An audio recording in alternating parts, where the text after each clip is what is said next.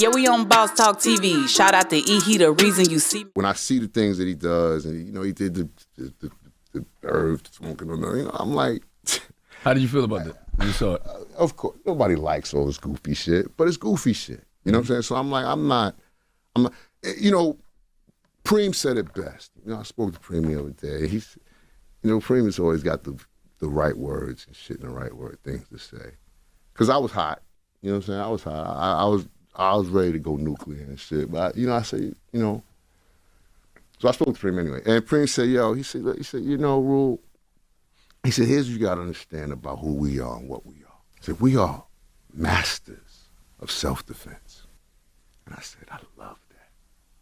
I said, cause I don't want to start trouble, make trouble with people.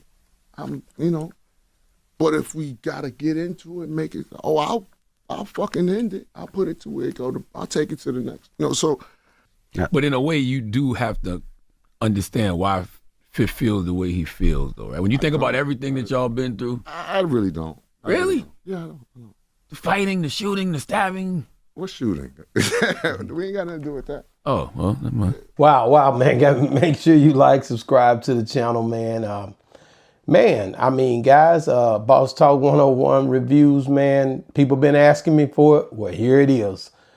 I'm going to speak on it. As you know, love Ja Rule's music, but I'm a big 50 fan.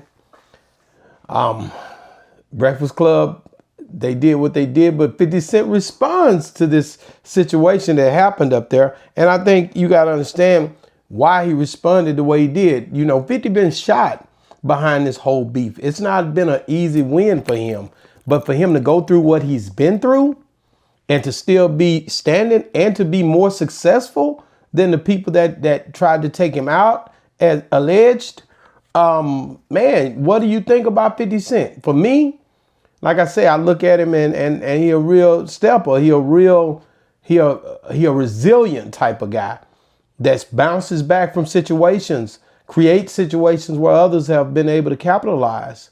But again, I can understand why Ja Rule felt the way he did when 50 Cent was smoking on the Gotti packs. But let's listen to what 50 Cent said on his, he just tweeted this, he put this on his post on his IG. He says, the Breakfast Club should be ashamed of themselves, asking questions that perpetuates violence. This fool has been getting ready to go what he calls a nuclear for 22 years. LOL, your man in my runts is one of my runts now. The LOL is hilarious. Listen, this guy, man, 50 feel like they ain't even on his level to even play with him like that now. He's gloating over the fact of his success. Can you say that you blame him after being shot multiple times in the situation? Man, I just think it's unfortunate that this here happened the way it did. But do you blame 50 or do you blame Ja Rule? Who do you blame in this situation?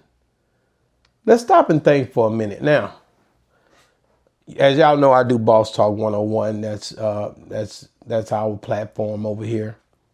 When you look at Charlemagne the God, he just asked a question about the Irv Gotti situation, which everybody knows that Irv Gotti, and this has been a publicated situation ever since it happened, that 50 was smoking on the Gotti pack, that Gotti died. Irv Gotti died a day after Get Rich or Die Trying came out. This is something that we all see and we all understand happens or happened.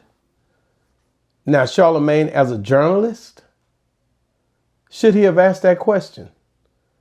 This is where I have to, the people, they get in the comments and they say, oh man, they're starting black on black wars, or they're starting this situation, or the motor's already running, Jack.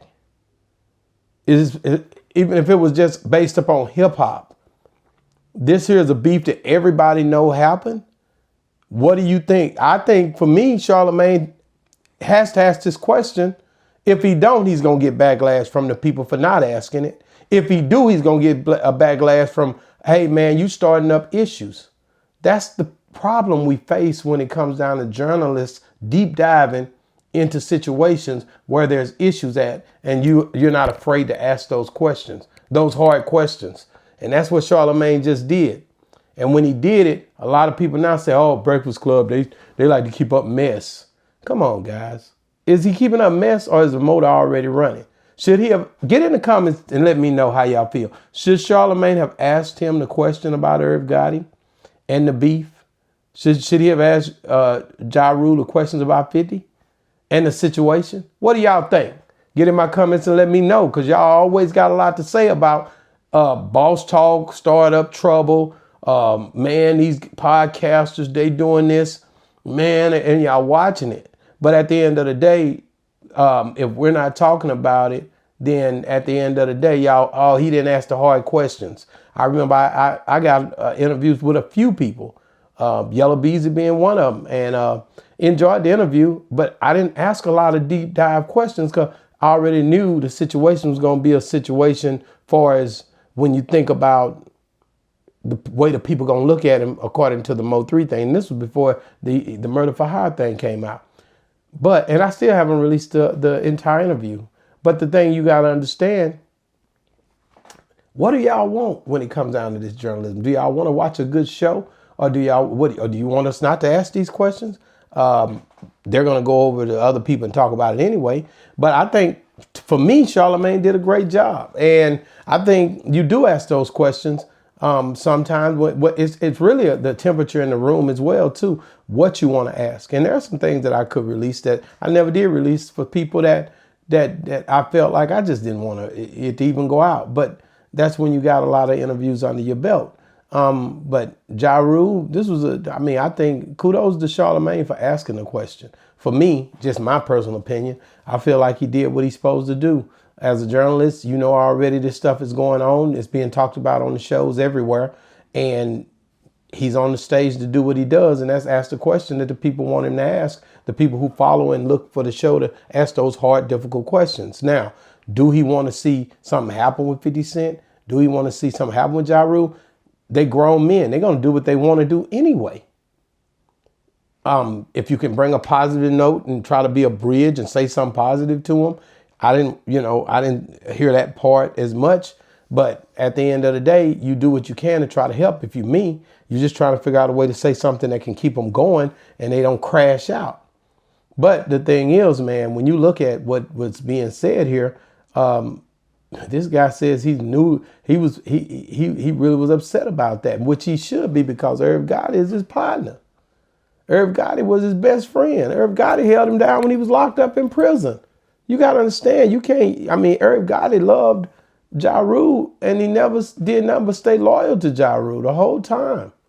Murder Inc. and everything was even built up around Ja Rule. So when you look at the way he feels about it, he got a right to feel the way he feel about it. And the way 50 feels about it, he got a right to feel the way he feels about it. This was not no internet deal. These guys was out there in the streets having real beef, getting into real situations and going at each other's throats. So to hear, 50 Cent respond, I already knew he was going to respond. Because that's what 50 does. 50 going to respond, man. And like I said, I hope you guys enjoying what we do. We trying to make sure to bring you guys, the situations going on. Mostly topics in the South, but a lot of times the Midwest, a lot of times on the East and the West Coast. A lot of people follow us from everywhere. So, we try to make sure we cover all boundaries, man. Shout out to New Orleans. Shout out to those guys. A lot of those people embrace us down in Atlanta. I got calls today from everywhere. So on all different types of situations where people want me to speak on it. So, man, I thank you guys for following the channel.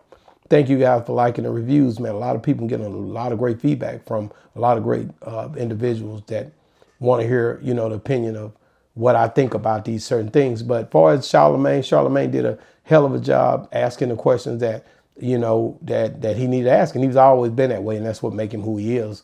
A dope journalist when it comes down to doing what he does, if you really want to be honest, from my perspective. But when you look at what he had to do, I don't think it was easy. try and maneuver around that situation. I've asked questions that's tough, that's getting difficult to where it almost be like, because he backed up when he said, man, no, we ain't cut, we ain't shoot, we ain't, no, he started backing up because he don't want to, make him feel uncomfortable. But these things are in the public. These things are on video. These things are on recording. I remember when Black cut the lights off and some stabbing went on. Everybody was laughing about it. This stuff was happening, bro. I remember when that beef was really going on, when these people were really going at each other's throat. Him in the game, when 50 was at it with the game, 50 was at it with Ja Rule, 50 was mad at Fat Joe, 50 was and Jada Kiss behind that New York song. Got 100 guns, 100 clips, nigga. I'm from New York. Like, I rock with the whole movement of the music. So this ain't nothing new. Podcasting came after that. But people was talking about it way back when on radio stations and everything else. So this stuff is out there. So Charlamagne did what he did, but Ja Rule spoke his piece, but 50 Cent clapped back too, like he always does. 50 ain't for the hold back when it come down to what he do. So, I get what his defensive mechanism where, how he say he stand on the situation for as Ja Rule go, but 50 gonna put it in your face. He's successful. He'll buy your shows out, and he'll make sure nobody ain't sitting in the front row. He do this for real. I gotta give him his situation, his kudos. Will he ever get over it? Man, he was shot 9 times, bro. If you were shot 9 times, would you get over it? Gotti said a lot of things that he didn't agree with. R.I.P. to Gotti. I definitely love Gotti as well, but he said a lot of things. He called him the devil. He would laugh and pray on his downfall as well. So they was doing this to each other. I always keep that in mind. Now, do I wish it would stop? Of course, man. They older. All these people are successful. It doesn't make sense to keep going with it.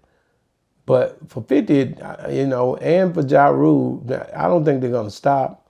And a lot of them know the internet game, like Ja just said earlier. He understands what he's doing and why he's doing what he's doing. So I don't see him stopping. Just pray and hope that they don't, that it don't spill into the streets, man. Hey, man, get in the comments. Let us know what you think about 50 Cent's clapback. He responds to Ja Rule's Breakfast Club situation. And it's funny, he said at the first of it, the Breakfast Club should be ashamed of themselves for asking questions that perpetuates violence. Does it perpetuate violence when it's already violence being displayed and have bloodshed has already been there? Boss Talk 101 reviews. Yeah, we on Boss Talk TV. Shout out to E. He, the reason you see me.